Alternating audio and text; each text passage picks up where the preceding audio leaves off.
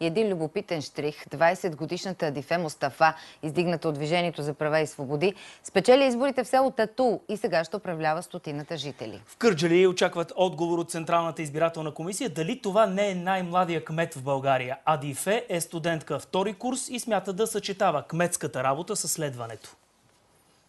Село Татул е сред най-известните в страната заради светилището на Орфей. Районът е населен изцяло с български турци и жена да управлява се възприема почти като сензация. Откъде намери смелост да се кандидатираш? Благодарение, че на партито ми номерираха за кмет и благодарение на комшиите, че ме подкрепиха и, както се казва, вече съм кметица. Местните жители смятат, че Адифе ще се справи с кметуването. Смятаме, за това кандидатствахме за нея, дано. На селото има много доста проблема и изведнъж не може да бъде.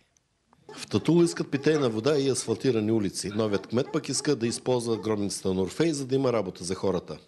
Искаме към туризъм да се наблегнем повече, да си има, може би, кафенета, заведени, за селска кухня. Докато преобразява селото, новата кметица смята да успее да завърши и висшето си образование.